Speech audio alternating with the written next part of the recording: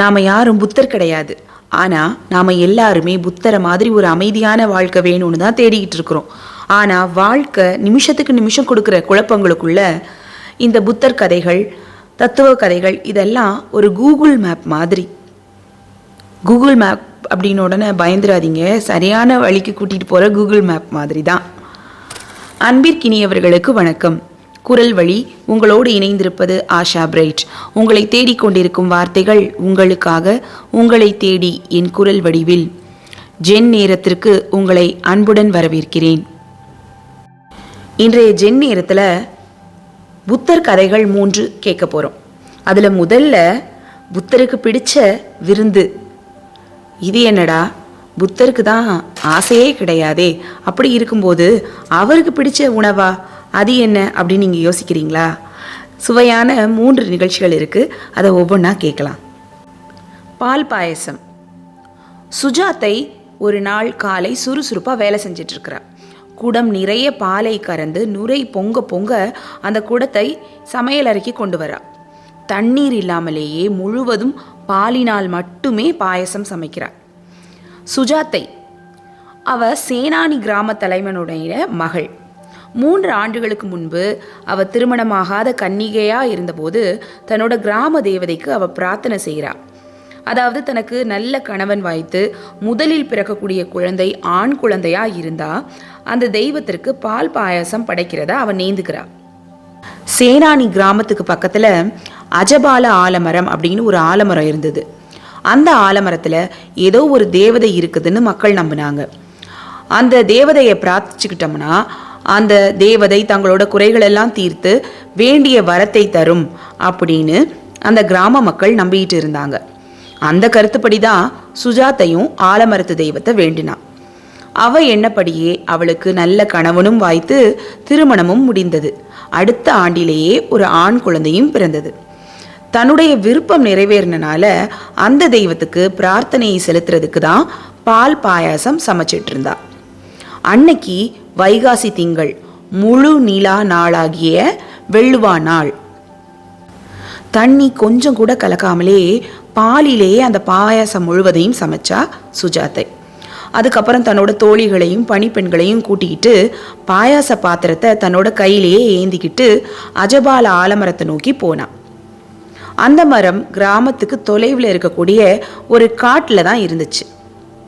ஞானத்தை பெறுறதுக்காக இல்லறத்தை விட்டு துறவரம் பூண்டு காடுகளையும் நாடுகளையும் சுற்றி திரிந்த சித்தார்த்தர் அந்த காலத்தில் சேனானி கிராமத்தை அடுத்த காட்டில் நேரஞ்சர ஆறு அப்படின்னு ஒரு ஆறு ஓடிட்டு இருந்தது.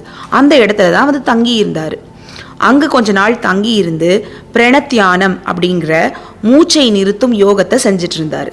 சாப்பாடு எதுவும் சாப்பிடாமலேயே தொடர்ந்து அந்த தியானத்தை கடுமையாக செஞ்சிட்டு இருந்ததுனால சித்தார்த்தருக்கு உடம்பு சுருங்கி வற்றி போயிருந்தது. அதனால அவர் ரொம்பவே கஷ்டப்பட்டார். அதனால அந்த யோகத்தை நிறுத்தி விட்டார். அவர் உடம்பு மிகவும் இளைத்து களைப்படைந்திருந்துச்சு. ஆனால் அன்று வைகாசி திங்கள் வெள்ளுவா நாளில் தனக்கு ஞானம் கிடைக்க போகுது அப்படிங்கிறத தெரிஞ்சு வச்சிருந்தாரு சித்தார்த்தர். அன்னைக்கு காலை சித்தார்த்தர் காலை கடனை முடிச்சுட்டு தற்செயலாக அஜபால ஆலமரத்துக்கு போய் அதன் கீழே உட்காந்து தமக்கு புத்த ஞானம் கிடைக்க போறதை பற்றி சிந்திச்சிட்டு இருக்கிறாரு. முற்பகல் வேளை பாயசத்தை படைக்கிறதுக்காக சுஜாத்தை தன்னோட தோழிகளோட ஆலமரத்துக்கு போறா. அந்த மரத்தடியில ஒரு முனிவர் உட்கார்ந்துருக்கிறத பார்க்குறா. அவரை பார்த்த உடனே அவரோட முகத்துல ஒரு தெய்வீக ஒளி, அமைதி உள்ள சாந்த சொரூபியா அவளுக்கு தெரியுது. மனித இயல்பை கடந்த தெய்வீக மனிதராக அவளுக்கு காட்சியளித்தார். இதை பார்த்ததும் சுஜாத்தை அவரை ஆலமரத்தில் இருக்கக்கூடிய தெய்வம் அப்படின்னு தான் நினைச்சா. தான் படைக்க போகும் அந்த பால் பாயாசத்தை ஏற்றுக்கொள்வதற்காக அந்த தேவதையே எழுந்தருளி இருப்பதாக அவன் நம்பினான். தோழிகளோட அந்த மரத்தடிக்கு அவ போறா. புத்தரோட பக்கத்துல போறா. போய் அவருக்கு எதிரில் அந்த பாயச பாத்திரத்தை வச்சுட்டு அவரை வணங்கினாள். அப்புறம் அவரை 3 தடவை சுற்றி வலம் வந்தாள். சுவாமி, இதை தங்களுக்கு அளிக்கிறேன், அருள் கூர்ந்து ஏற்றுக்கொள்ள வேண்டும் அப்படின்னு சொல்லி வேண்டிக்கிட்டு அவரிடமிருந்து விடை பெற்றாள் சுஜாத்தை. சித்தார்த்தருக்கு நல்ல பசி. அவர் சுஜாத்தை அளித்த அந்த பாயச பாத்திரத்தை கையில் எடுத்துக்கிட்டு நேரஞ்சர ஆற்றங்கரைக்கு போறாரு. அங்க சுப்ரத்திட்டை அப்படிங்கிற துறையில் ஒரு மரத்தடியில பாத்திரத்தை வச்சுட்டு துறையில் இறங்கி நீராடுறாரு. அப்புறம் திரும்பவும் கரைக்கு வந்து மரத்தின் நிழலிலே அமர்ந்து சுஜாத்தை கொடுத்த அந்த பால் பாயாசத்தை சாப்பிட்டார். இது சித்தார்த்தர் புத்தராவதற்கு முன்பு அன்று பகலில் உட்கொண்ட இனிய பால் பாயாசம். அடுத்த டிஷ் என்னன்னு யோசிக்கிறீங்களா? அரிசி அடை. என்னன்னு பார்ப்போமா? சித்தார்த்தர் ஞானம் பெற்ற பிறகு அவருக்கு பல சீடர்கள் இருந்தாங்க. அந்த சீடர்கள் எல்லாம் பகவான் புத்தரோடு சேர்ந்து நாடுகளும் நகரங்களுக்கும் சென்று அவங்க பௌத்த கொள்கையை மக்களுக்கு போதிச்சுட்டு வந்தாங்க. ஒரு தடவை ராஜகிருக நகரம் அப்படிங்கிற இடத்துல ஒரு ஆசிரமத்தில் பகவான் புத்தர் வந்து தன்னோட பிக்ஷுக்களோடு தங்கி இருக்கிறாரு. அந்த நகரத்து அரசரும் செல்வர்களும் நிலக்கிழார்களும் எல்லாருமே புத்தரையும் அவருடைய சீடர்களையும் அவங்கவுங்க வீடுகளுக்கு அழைத்து உணவு கொடுக்குறாங்க. யாருமே அழைக்காத நாட்களில் புத்தரும் அந்த சீடர்களும் நகரத்தில் வீடு வீடாக சென்று பிச்சை ஏற்று உணவு கொள்வார்கள். அந்த நகரத்தில் பூரணை அப்படிங்கிற ஒரு பெயர் உள்ள பெண்மணி வசித்து வந்தாங்க. இந்த பெண்மணிக்கு உற்றார் உறவினர் யாருமே கிடையாது. மிகவும் ஏழை. வீடுகளில் குற்றேவல் செய்து, அதாவது இந்த குறி சொல்லுவாங்கல்ல, அந்த மாதிரி செஞ்சு தன்னுடைய வாழ்க்கையை கழிச்சிட்டு வந்தான். ஒரு நாள் பூரணைக்கு கொஞ்சம் நொய் அரிசி கிடைக்குது. அதை மாவா அரைத்து அடை சுடுறா. அது வெல்லமோ தேங்காயோ எண்ணெயோ எதுவுமே சேராத வெறும் உப்பு மட்டும் கலந்த ஒரு அடை. அந்த அடையை அந்த பெண்மணி மடியில் வைத்து கொண்டு குடத்தை எடுத்துக்கிட்டு நீர் கொண்டு வரதுக்காக நகரத்துக்கு வெளியே உள்ள ஆற்றுக்கு போறா. ஆற்றங்கரையில மரத்தின் அடியில உட்கார்ந்து அந்த அடையை சாப்பிடலாம் அப்படின்னு அவன் நினைச்சா. பூரணை நகரத்துக்கு வெளியே இருக்கிற சாலை வழியா போயிட்டு இருக்கும்போது புத்தர் எதிரிலே நகரத்தை நோக்கி பிச்சைக்காக வந்துட்டு இருந்தாரு. புத்தரை பார்த்ததும் பூரணைக்கு புத்த பகவருக்கு பிச்சை ஏதாவது கொடுக்கணும், இப்படி நான் பல நாளாக நினச்சிட்டு இருக்கேன். ஆனால் அவர் வரும்போது என்கிட்ட எதுவுமே இருக்கிறது இல்லை. ஏதாவது உணவு இருக்கும்போது அவர் வரதில்லை. இப்போ என்கிட்ட அரிசி அடை இருக்குது, புத்தரும் எதிரிலேயே வராரு, இன்னைக்கு இதை இவருக்கு கொடுக்கணும் அப்படின்ற எண்ணம் அவளுக்கு தோன்றியது. உடனே பூரணை நீர்க்குடத்தை தெருவின் ஓரத்தில் ஒரு புறமாக வைத்துவிட்டு புத்தரிடம் சென்று வணங்கினாள். மடியில் இருந்த அடையை எடுத்து, பகவானே, இந்த அற்ப அடையை ஏற்றருள வேண்டும் அப்படின்னு சொல்லி வேண்டிக்கிறார். புத்தர் பின்னால் திரும்பி ஆனந்தர் எனப்படும் தன்னுடைய சீடரை பார்க்கிறாரு. புத்தரோட குறிப்பை அறிந்த ஆனந்தர் தன்னுடைய சீவர ஆடையில் மறைத்து வைத்திருந்த திருவோட்டை பகவான் கையில் கொடுக்கிறார். புத்தர் திருவோட்டை வாங்கி பூரணையிடம் நீட்ட பூரணை அதில் அடையை இட்டாள். அந்த திருவோடு ஒரு தடவை ஒரு அரசன் தான் புத்தருக்கு கொடுத்திருந்தாரு. அரசன் அளித்த திருவோட்டிலே பரம ஏழை அளித்த அடையை புத்தர் பெற்றுக்கொண்டார். பிச்சையை பெற்றுக்கொண்டதும் தன்னுடைய வழக்கப்படி நன்றி சொல்லிட்டு அந்த பெண்மணிக்கு சில அற உரைகளையும் சொல்றாரு. அதையெல்லாம் கேட்ட அந்த பெண்மணி அவரை வணங்கிவிட்டு அங்கிருந்து விடைபெறுகிறாள். அப்ப போறபோது அந்த பூரணைக்கு திடீர்னு ஒரு எண்ணம். செல்வர்களும் சீமான்களும் தன்னோட வீடுகளுக்கு அழைத்து அவர்கள் கொடுக்கும் நல்ல உணவுகளை சாப்பிடக்கூடிய புத்தர் இந்த அற்ப அரிசி அடையை சாப்பிடுவாரா? இப்படிப்பட்ட ஒரு சந்தேகம் அந்த பெண்மணிக்கு தோன்றியது. புத்தருக்கு ஒரு மரத்தடியில உட்காரணும் அப்படின்னு நினைச்சாரு. அதனால அதை உடனே ஆனந்தரிடமும் ஒரு மரத்தடியை பார்த்து உட்காருவோன்னு சொல்றாரு. உடனே ஒரு சீவர ஆடையை மடித்து ஒரு மரத்தோட நிழலில் தரையில் விரிக்கிறாரு. உடனே அதில் புத்தர் போய் உட்காந்துக்கிறாரு. அவரும் அவருடைய அடையை எடுத்து சாப்பிட தொடங்குகிறார். அதுக்குள்ள ஆனந்தர் போய் ஆற்றிலிருந்து நீர் கொண்டு வந்து கொடுக்க அதையும் குடித்து விட்டு புத்தர் எழுந்து நகரத்துக்கு வராமலேயே தன்னுடைய ஆசிரமத்துக்கு திரும்பி போய்விட்டார். இதையெல்லாம் பார்த்துக்கிட்டு இருந்த பூரணைக்கு மனதில் அவ்வளவு மகிழ்ச்சி. தான் அளித்த சாதாரண சாப்பாடாகிய அந்த வரட்டு அடையை அவர் சாப்பிட்டது அந்த பெண்மணிக்கு பெரிய வியப்பு. புத்தருக்கு உணவளிக்க வேண்டும் என்ற தன்னுடைய எண்ணம் நிறைவேறியது அவளுக்கு பெரும் மகிழ்ச்சி. புத்தர் விருப்பு வெறுப்பு அற்ற உயர்நிலை அடைந்தவர். அவருக்கு அரசர் அளிக்கக்கூடிய சுவை மிக்க பெரிய விருந்துகளும் ஒண்ணுதான், ஏழைகள் அளிக்கக்கூடிய எளிய உணவுகளும் ஒண்ணுதான் அப்படின்றத இந்த நிகழ்ச்சி காட்டுது. மூன்றாவது உணவு இறைச்சி. ஆமா, என்ன நடந்ததுன்னு கேட்போமா? 80 வயது நிறைந்த முதிர்ந்த வயதுல புத்தர் தன்னுடைய பிக்ஷு கூட்டத்தோட சேர்ந்து பாவாபுரி அப்படிங்கிற நாட்டுக்கு போறாரு. அந்த நகரத்துக்கு பக்கத்தில் இருக்கிற ஒரு மாந்தோப்புல தான் புத்தரும் அவருடைய சகாக்களும் தங்கி இருக்கிறாங்க. அந்த மாந்தோப்புக்கு சொந்தக்காரன் அந்த நகரத்து கருமானாகிய சுந்தன் அப்படிங்கிறவன் தான். புத்தர் தன்னுடைய மாந்தோப்பில் இருக்கிறத கேள்விப்பட்டதும் அவனுக்கு ரொம்ப சந்தோஷம். அதனால புத்தரை வந்து பார்த்து வணங்கி வரவேற்கிறான். அடுத்த நாள் தன்னுடைய இல்லத்தில் வந்து புத்தர் அவருடைய மற்ற சீடர்களோடு சாப்பிடணும் அப்படின்னு கேட்டுக்கிறான். புத்தரும் அதற்கு சரி என்று சொல்கிறார். அடுத்த நாள் மதியம் சாப்பிடுற நேரம் வந்ததும் புத்தர் தன்னுடைய சீடர்களோடு சேர்ந்து சுந்தனோட இல்லத்துக்கு போறாரு. சுந்தன் அவர்களை வரவேற்று எல்லோருக்கும் இருக்கை அளித்து உணவு பரிமாறுறான். அன்னைக்கு அவன் சமைச்சிருந்தது என்னன்னா காட்டுப்பன்றி இறைச்சி. அது உடல் நலத்துக்கு உகந்த உணவு அப்படிங்கிறது அவனுடைய எண்ணம். ஆகவே புத்தருடைய சீடர்களும் நல்ல ஆரோக்கியத்தோடு இருக்க வேண்டும் என்ற நோக்கத்தில் அந்த உணவை சமைத்து வைத்திருந்தான். புத்தர் அதனை அறிந்து கொண்டார். அதனை உட்கொண்டால் சீடர்களுக்கும் தமக்கும் உடல்நலம் கெடும் என்பதையும் புத்தர் அறிவார். ஆனால் சுந்தன் நல்ல உள்ளன்போடும் நல்லெண்ணத்தோடும் அளிக்க விரும்பிய உணவை விலக்கினால் அவனுக்கு மன வருத்தம் உண்டாகும், அதையும் அவர் அறிவார். அதனால சுந்தனை அருகில் அழைத்து அவர் இப்படி சொல்றாரு: சுந்தா, இறைச்சியை பிக்ஷுக்களுக்கு பரிமாறாதே, எனக்கு மட்டும் பரிமாறு. மீதியானதை எடுத்துக்கொண்டு போய் பள்ளம் தோண்டி அதில் கொட்டி புதைத்து விடு.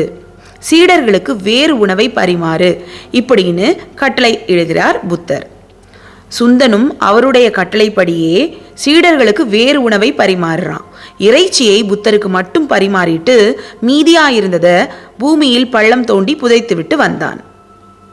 தன்னோட உடல் நலத்துக்கு ஒவ்வாத உணவு அப்படின்னு தெரிஞ்சிருந்தும் கூட சுந்தனுடைய அன்பையும் நல்லெண்ணத்தையும் ஏற்றுக்கொள்வதற்காகவே புத்தர் அந்த இறைச்சி உணவை தாம் மட்டும் சாப்பிட்டார். பகவான் புத்தர் சாப்பிட்ட கடைசி உணவு இதுதான். பெயக்கண்டும் நஞ்சுண்டு அமைவர் நயத்தக்க நாகரிகம் வேண்டுபவர் என்னும் வள்ளுவனின் வாக்குப்படி தமக்கு ஒவ்வாத உணவுன்னு தெரிஞ்சிருந்தும் கூட அருள் உள்ளத்தோடு அதை உண்டார் புத்தர். அதனால் அவருக்கு பொறுக்க முடியாத வயிற்று வலியும் வேதனையும் உண்டாச்சு. அவர் அவற்றை வெளிக்கு காட்டாமல் அடக்கி கொண்டார். பிறகு நன்றி சொல்லிவிட்டு சுந்தனுக்கு அறிவுரைகளை கூறிய பிறகு அந்த இடத்தை விட்டு புறப்பட்டார். புத்தருக்கு வயிற்றிலே பொறுக்க முடியாத வேதனையும் குடல் வலியும் அதிகமாக இருந்தது. மரண வேதனை போன்ற வலி. ஆனந்தா, குசி நகரம் போவோம் என்று கூறி வழி நடந்தார் புத்தர். வேதனையையும் வலியையும் பொறுத்து கொண்டு வழி நடந்தார். புத்தருக்கு இப்ப இளைப்பும் களைப்பும் மேலிட்டது. அவர் உடனே தன்னுடைய சீடரான ஆனந்தரை பார்த்து ஒரு மரத்தடியிலே சீவர ஆடையை விரிக்கும்படி கூறுகிறார். ஆனந்தரும் அவ்வாறே செய்கிறார். அந்த இடத்தில் புத்தர் படுத்துக் கொள்கிறார். சிறிது நேரத்தில் அவருக்கு தாகம் ஏற்பட்டது. ஆனந்தர் நீர் கொண்டு வந்து கொடுக்க அதை அறிந்துவிட்டு மறுபடியும் எழுந்து வழி நடக்கிறாரு புத்தர். அவர்கள் நடந்து சென்றபோது இடைவழியிலேயே சுகுந்தர என்னும் ஆறு இருந்தது. அந்த ஆற்றில் இறங்கி புத்தர் நீராடுறாரு. அதுக்கப்புறம் அங்க பக்கத்துல இருந்த ஒரு மாஞ்சோலைக்கு போறாங்க. அந்த இடத்துக்கு போகும்போதே அவருக்கு மிகுந்த வயிற்று வலியும் வேதனையும் இருந்தது. மாமர நிழலிலே ஆனந்தர் சீவர ஆடையை விரிக்கிறாரு. புத்தர் அதன் மேல் படுத்துக்கொள்கிறார். இப்ப புத்தருக்கு தெரியும், இன்னும் கொஞ்ச நேரத்தில் தாம் பரிநிர்வாணம் அடையும் நிலை வந்துவிட்டது, இந்த உலகத்தை விட்டு பிரியும் காலம் வந்துவிட்டது என்பதை அறிந்து கொண்டார். உடனே அவர் ஆனந்தரிடம் இவ்வாறு சொல்கிறார்: ஆனந்தா, சுந்தன் அளித்த உணவினாலே புத்தர் நோய்வாய்ப்பட்டு இறந்தார் என்று சிலர் கூறுவார்கள். அது தவறு. சுந்தா, நீ கொடுத்த உணவுதான் புத்தர் அருந்திய கடைசி உணவு. அந்த உணவை உட்கொண்ட பிறகு பகவான் பரிநிர்வாணம் அடைந்தார். ஆகையினால் நீ புண்ணியவான். புத்தருடைய வாயினாலே இவ்வாறு கூறியதை நான் காதால் கேட்டேன் என்று நீ சொல்ல வேண்டும். நான் கூறியதாக இதை கட்டாயமாக சுந்தனிடம் சென்று சொல்ல வேண்டும். இல்லையென்றால் அவன் தன்னையே குற்றவாளியாக நினைத்து கொள்வான். ஆனந்தா, 2 உணவுகள் தகாதருக்கு துணை புரிந்தன. அவற்றில் முதலாவது போதி ஞானத்தை அடைவதற்கு முன்பு சுஜாத்தை அளித்த பால் பாயசம். 2வது பரிநிர்வாணம் பெறுவதற்கு முன்பு சுந்தன் அளித்த இந்த விருந்து. இந்த 2 விருந்துகளையும் புத்தர் ஒன்று போல்தான் மதித்தார் என்று நீ சுந்தனுக்கு கூற வேண்டும் என்று சொல்லி அருளினார் புத்தர். அன்பின் மனத்துக்கு புத்தர் கொடுத்த பரிசு என்னவென்று பார்த்தீர்களா? இறக்கும் தருவாயிலும் அன்பினால் சுந்தன் செய்த காரியத்தை ஒரு வரலாற்று நிகழ்ச்சியாக மாற்றியது புத்தரினுடைய கருணை. இன்றைய இரண்டாவது கதை, மனமே மனமே. போதிவனத்தில் புத்தர் தியானத்தில் இருக்கிறாரு. அந்த நேரம் புத்தரை பார்க்கறதுக்காக ஒரு நடுத்தர வயதுடைய மனிதன் வந்தார். புத்தர் தியானம் கலைந்து கண் விழித்தார். புத்தரை பார்த்ததும் வீழ்ந்து வணங்குறாரு. புத்தர் அவரிடம் நீ யார் என்று கேட்கிறாரு. அதுக்கு அவன் என் பெயர் அபிநந்தன் என்றான். புத்தர் உனக்கு என்ன வேண்டும் என்று கேட்டார். அதற்கு அபிநந்தன், பெருமானே, நான் ஒரு ஏழை. எனக்கு மனைவியும் 3 குழந்தைகளும் இருக்கிறார்கள். நான் உலக பற்றிலும் உலக வாழ்க்கையிலும் உழன்று ஏராளமான துன்பங்களையும் சித்திரவதைகளையும் அனுபவித்து விட்டேன். என்னை சன்னியாசியாக்கிவிட்டு பந்த பாசங்களிலிருந்து விடுவித்து ஞானம் அருளுங்கள் என்றான். புத்தர் கொஞ்ச நேரம் யோசிக்கிறாரு. அவனிடம் திரும்ப கேட்கிறார், அபிநந்தா, இந்த மரத்தில் உள்ள இலைகள் ஆடுகின்றன. காரணம் என்ன தெரியுமா? காற்று இலைகள் மீது மோதுவதால் மரத்தில் உள்ள இலைகள் ஆடுகின்றன. மனித மனங்கள் இந்த இலைகளை போன்றவை. மனித மனங்கள் மீது உலக பற்று என்கிற காற்று வந்து மோதுகிறது. அதனால் மனங்கள் ஆடுகின்றன, அலைப்பாய்கின்றன. முதலில் உன் மனதில் உள்ள பந்த பாசங்கள் அனைத்தையும் உன்னால் நீக்கிவிட முடியுமா என்று கேட்டார். அதற்கு அபிநந்தன் சொன்னான், புத்த பெருமானே, என்னால் பந்த பாசங்களை எல்லாம் துறந்துவிட முடியும் என்று கூறினான். சரி, அப்படியானால் நீ இன்று முதல் போதிவனத்திலேயே தங்கலாம் என்று கூறி அவரை ஏற்றுக்கொண்டார் புத்தர். சில நாட்கள் கடந்தன. ஒரு நாள் புத்தர் பக்கத்துல இருக்கிற குளத்துக்கு நீராடுவதற்காக போறாரு. அப்ப அவர் ஒரு மரத்தின் கீழே அபிநந்தன் பக்கத்துல ஒரு நாய்க்குட்டியோட நின்றுட்டு இருக்கிறத பாக்குறாரு. புத்தர் அபிநந்தனிடம், அபிநந்தா, இது ஏது என வினவினார். அபிநந்தன், பெருமானே, இது என்னுடைய நாய்க்குட்டி. இது என்னை விட்டு அகல விரும்புவதே இல்லை. எப்போதும் என்னுடனேயே இருக்க விரும்புகிறது. ஆதலால் இதை மட்டும் என்னுடன் வைத்துக்கொள்ள அனுமதிக்க வேண்டும் என்று கூறி இழுத்தான். புத்தர் சிரிச்சுக்கிட்டே அங்கிருந்து போனார். மேலும் சில நாட்கள் போச்சு. புத்தர் முன்பு போலவே நீராட போயிட்டு இருந்தாரு. இப்பையும் அபிநந்தன் அதே மரத்தடியில் நின்றிருந்தான். அவனுடைய பக்கத்தில் நாய்க்குட்டியுடன் ஒரு சிறுவனும் நின்று கொண்டிருந்தான். புத்தர், அபிநந்தா, இந்த சிறுவன் யார் என கேட்டார். அபிநந்தன், ஐயனே, இவன் என்னுடைய மகன். இவன் இந்த நாய்க்குட்டியுடன் எப்போதும் இருக்க விரும்புகிறான். இவனால் இந்த நாய்க்குட்டியை விட்டு பிரிந்திருக்க முடியவில்லை. ஆதலால் இவனையும் என்றான். புத்தர் மீண்டும் சிரித்தவாறு அங்கிருந்து புறப்பட்டார். மேலும் சில நாட்கள் போச்சு. அன்றைய தினம் புத்தர் திரும்பவும் நீராடுவதற்காக குளத்துக்கு போயிட்டு இருந்தாரு. குளத்தோட கரையில் இருந்த அதே மரத்தடியின் முன்பு அபிநந்தன் நின்று கொண்டிருந்தான். அவன் அருகில் நாய்க்குட்டி, சிறுவன் ஆகியவர்களுடன் இப்போது ஒரு பெண்ணும் நின்று கொண்டிருந்தாள். புத்தர், அபிநந்தா, யார் இந்த பெண் என்றார். பெருமானே, இவள் என் மனைவி. இவளால் இந்த சிறுவனை விட்டு பிரிந்திருக்க முடியவில்லை. ஆதலால் இவளும் என்று கூறி இழுத்தான். புத்தர் சிரித்து கொண்டே 2 காலி பாத்திரங்களை எடுத்தார். அபிநந்தா, இதோ பார் என்று சொல்லிக்கொண்டே அவர் ஒரு பாத்திரத்தில் கற்களை போட்டு நிரப்பினார். அதை குளத்து நீரில் விட்டார். அந்த பாத்திரம் குளத்தில் மூழ்கியது. மற்றொரு காலி பாத்திரத்தை குளத்து நீரில் விட்டார். அது மிதந்து சென்றது. அபிநந்தா, கனமான பாத்திரம் குளத்தில் மூழ்கிவிட்டது. காலி பாத்திரம் குளத்தில் மிதந்து செல்கிறது. கனமான பாத்திரம் என்பது பந்த பாசம் எனும் உலக பற்று நிறைந்த பாத்திரம். அது பிறவி துன்பங்கள் என்ற கடலில் மூழ்குகிறது. காலி பாத்திரம் என்பது ஞான பாத்திரம்.